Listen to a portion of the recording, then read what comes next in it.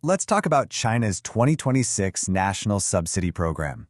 Now, on the surface, it looks pretty straightforward. A nice way for people to save some money on a new phone or a washing machine.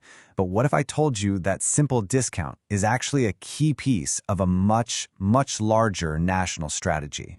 So, the big question we're going to unpack here is this. How does a simple 15% discount on a brand new phone somehow connect to building a greener, smarter national economy? Well, the answer is pretty fascinating. It lies in a really clever system that uses our own shopping habits to help shape the future of the entire country. Okay, so first, let's look at this from the ground level. What millions of everyday consumers actually saw.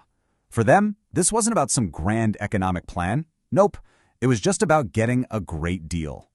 The whole process was designed to be incredibly easy, almost frictionless. You just log into your favorite e-commerce app, you see a banner for the national subsidy, you claim a code that's tied to your ID, and boom, the discount just gets applied at checkout. It feels seamless, kind of like a game. But that simple, user-friendly experience, that's really just the tip of the iceberg. Underneath it all is a highly coordinated system, and it's designed to do way more than just boost sales. It's about shaping behavior on a massive national scale. So, to really understand the goal, we have to look at the rules. And trust me, these rules are not random. Every single detail is carefully crafted to nudge consumers in a very particular direction. Okay, now this is where it gets really interesting. Let's look at personal devices.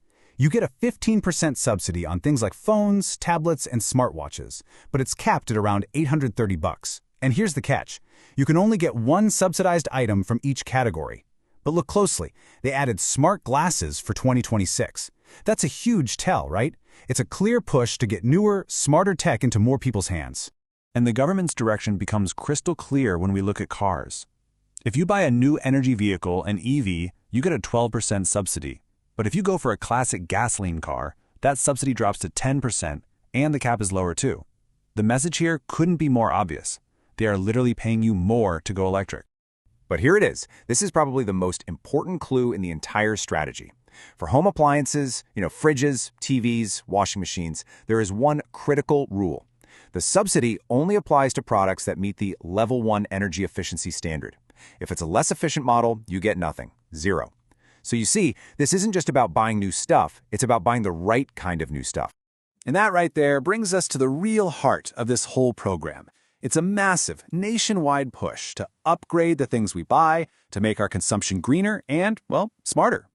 So what on earth is Level 1 efficiency? Think of it as the gold star, the A+ rating for an appliance.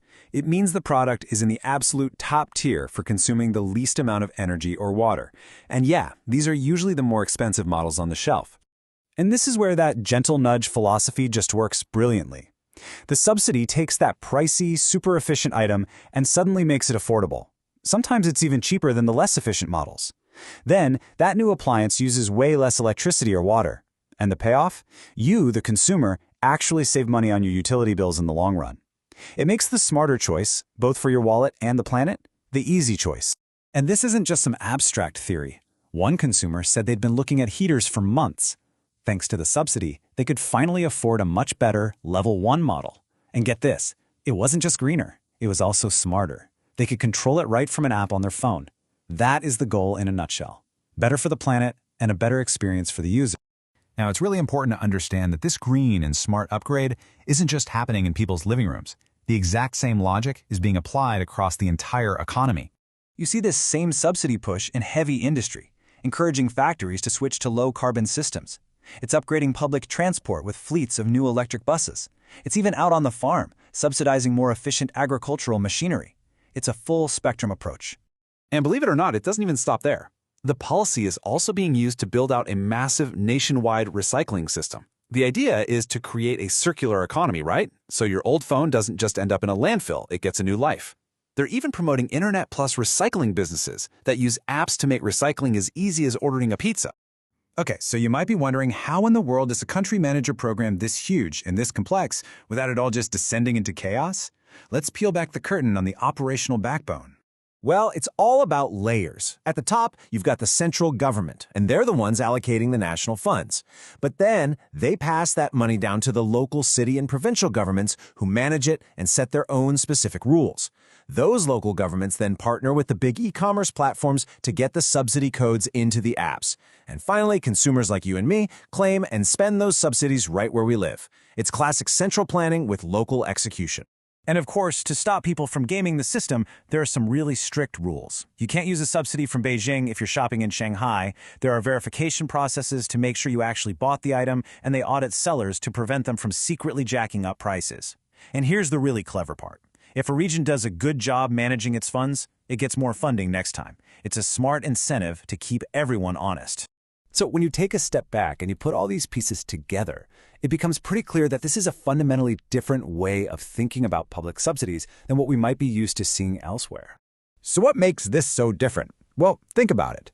In the US, for example, you might get a stimulus check. You can spend it on whatever you want, a vacation, groceries, paying off a bill.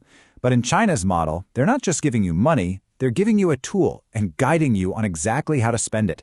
They're using these subsidies to actively shape a greener, more tech-savvy society. It's not just economic relief, it's really targeted lifestyle shaping. And that leaves us with a really fascinating final question. We've seen how a simple 15% discount is really just the visible part of a massive national green strategy, all powered by this incredibly complex digital and administrative system. So is this kind of targeted, government-guided consumption the future of how public policy is going to work around the world? It's definitely something to think about.